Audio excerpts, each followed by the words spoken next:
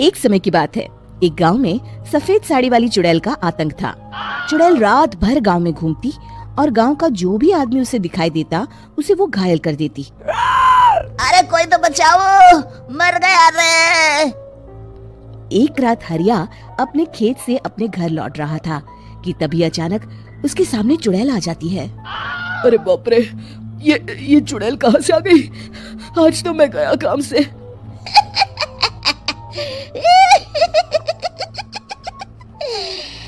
आज मुझे मेरा शिकार मिल गया। अरे चुड़ैल दीदी, मुझे छोड़ दो। जैसे ही चुड़ैल हरिया की तरफ बढ़ती है, हरिया वहाँ से भाग जाता है और अपने घर के दरवाजे पे पहुँचता है। अरे भगवान, जल्दी से दरवाजा खोलो, मेरे पीछे चुड़ैल पड़ी है। हरिया की पत्नी जल्दी से दरवाजा खोल देती है। अरे आप इतना हाफ क्यों रहे हैं? अरे मेरे पीछे चुड़ैल पड़ी है, आज तो मैं बाल बाल बच गया। जल्दी से सभी दरवाजे और सभी खिड़कियों को बंद करके बत्ती बुझा दो। तभी चुड़ैल हरिया के घर के पास पहुंच जाती है। अरे वो आदमी कहाँ गायब हो गया? मैं भी देखती हूँ आखिर कब तक बचेगा। मैं अपने शिकार को इतनी आसानी से नहीं छोड़ती। इतना कहकर चुड़ैल वहाँ से चली जाती है। वहीं दूसरी तरफ हरिया और उसकी पत्नी दोनों अपने घर की खिड़की से ये सब देख रहे होते हैं। अरे बाप रे, ये तो बड़ी डरावनी चुड़ैल थी।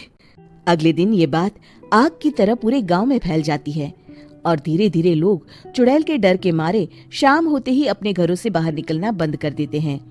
कुछ दिनों के बाद भाई, मैंने तो इस चुड़ैल के डर के मारे रात को अपने खेतों को पानी देना बंद कर दिया है। कहीं मेरी फसल सूख गई तो मैं तो कहीं का नहीं रहूंगा। साहूकार का कर्जा कैसे चुकाऊंगा? अरे भाई, पूरे गांव वालों का यही हाल है। पता नहीं ये चुड़ैल हमारे गांव में कहां से आ गई। फिर एक दिन गांव के पास वाली नदी के किनारे एक बहुत बड़े तांत्रिक के आने की बात कुछ गांव वालों को पता चलती है। वो लोग जाके ये बात गांव के मुखिया को बताते हैं। मुखिया जी, नदी के किनारे एक बहुत ही पहुंचे हुए तांत्रिक बाबा आए हैं। हमें उनसे मदद मांगनी चाहिए। मैंने सुना है वो बड़े बड़े भूतों और चुड़ैलों को अपने वश में कर लेते हैं। मुखिया जी सभी गांव वालों को लेकर उस तांत्रिक के पास पहुंच जाते हैं। ओम फट स्वाहा, ओम फट स्वाहा। तभी तांत्रिक अपनी बंद आंखों को खोलकर कहता है, क्या बात है? तुम सब लोग यहाँ क्यों आए हो? मुखिया जी उस तांत्रिक को सारी बात बता देते हैं। अच्छा, तो ये बात है। और तांत्रिक अपनी आंखों को बंद कर लेता है। मैं देख रहा हूँ तुम्हारे पूर्वजों ने बहुत पाप किए थे, जिससे ये गांव अब श्रापित हो चुका है। उसी के फल स्वरूप तुम्हारे गांव में चुड़ैल आई है। ये चुड़ैल बहुत खतरनाक है, ये किसी को नहीं छोड़ेगी। हे भगवान, मर गए रे, अब क्या होगा? तभी गांव के मुखिया जी कहते हैं, बाबा, इस चुड़ैल से हम सबको बचा लीजिए। कोई तो उपाय होगा। इसका सिर्फ एक ही उपाय है। सभी गांव वालों को बारी बारी हर दिन अपनी आधी फसल उस पहाड़ी के ऊपर बनी काली गुफा में छोड़ के आनी होगी। तभी उस चुड़ैल की भूख मिटेगी और श्राप का प्रभाव खत्म हो जाएगा और तुम सब जिंदा बच जाओगे। सभी गांव वाले उस तांत्रिक की बात को मान लेते हैं और वहां से चले जाते हैं। फिर अगले दिन से रोज उस गांव के लोग बारी बारी से अपनी आधी फसल उस काली गुफा के पास जाकर रखाते। कुछ दिनों बाद हरिया की बारी आती है। बाप रे, आज तो मेरी बारी है उस काली गुफा में जाने की। क्या करूं? वो तो बड़ी खतरनाक चुड़ैल है। मेरे तो हाथ पैर कांप रहे हैं। फिर हरिया डरते डरते अनाज की बोरियां अपनी बैलगाड़ी में लाद देता है। तभी हरिया की पत्नी उससे कहती है, देखो जी, संभल के जाना और किसी भी हालत में शाम होने से पहले वापस आ जाना। उस चुड़ैल का कोई भरोसा नहीं है जी। हरिया बैलगाड़ी में बैठते हुए कहता है, भगवान, मैं क्या वापस आऊंगा? लगता है अब तो मेरी खबर ही आएगी। इतना कहकर हरिया वहां से चला जाता है। रास्ते में जंगल से गुजरते हुए हरिया की बैलगाड़ी का एक चक्का बड़े गड्ढे में फंस जाता है। हे भगवान, अब ये क्या मुसीबत है?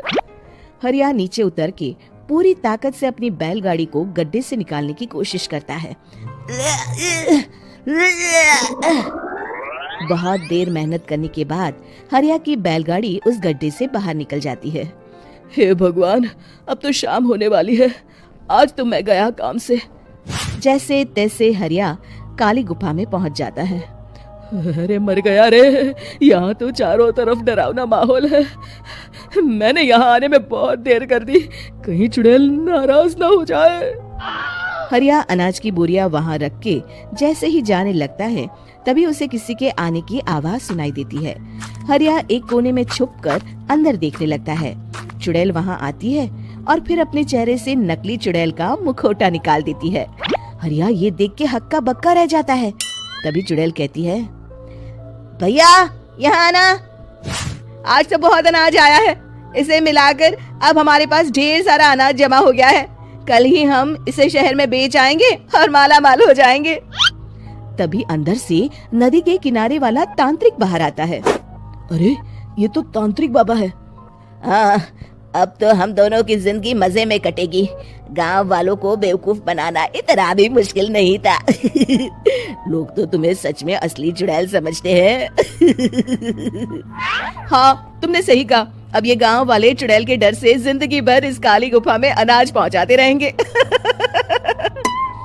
अच्छा, तो ये बात है। ये दोनों पूरे गांव वालों को बेवकूफ बना रहे हैं। अभी जाकर सबको बताता हूँ। हरिया उन दोनों की पूरी बातें सुन लेता है और गांव वालों को पूरी बात बता देता है। इससे पहले वो दोनों हमारा अनाज लेकर शहर जाए, हमें उन दोनों को पकड़ना होगा। उधर दूसरी तरफ नकली तांत्रिक और नकली चुड़ैल बनी औरत एक बड़ी गाड़ी में सारा अनाज लाद के वहाँ से निकलने की तैयारी कर रहे होते हैं। जल्दी करो, इससे पहले हमें कोई देख ले। हमें यहाँ से निकलना होगा। और तभी वो दोनों देखते हैं कि सामने से सभी गांव वाले अपने अपने हाथों में मशाल लेके आ रहे हैं। दोनों बुरी तरह डर जाते हैं। रुक जाओ, तुम दोनों का भांडा फूट चुका है। अरे मर गए रे, ये गांव वाले कहाँ से आ गए? तुमने क्या सोचा इतनी आसानी से यहाँ से निकल जाओगे? ये अनाज हमने अपने खून पसीने से दिन रात खेतों में मेहनत करके उगाया है। दोनों मुखिया जी के पैरों में गिर जाते हैं। हमें माफ कर दीजिए, हम दोनों एक नंबर के कामचोर हैं। बिना मेहनत किए पैसे कमाना चाहते थे। हाँ, अब हम आगे से मेहनत मजदूरी करके पैसे कमाएंगे। हमें कुछ मत करना, हमें छोड़ दीजिए। इतना कह के दोनों गांव छोड़ के भाग जाते हैं और सभी गांव वाले फिर से खुशी खुशी रहने लगते हैं। हमारी ये कहानी पसंद आई होगी। कृपया हमारे चैनल को सब्सक्राइब करें और सभी अपडेट्स के लिए बेल आइकन जरूर क्लिक करें। और हाँ, वीडियो लाइक और शेयर करना मत भूलिएगा। Bye bye.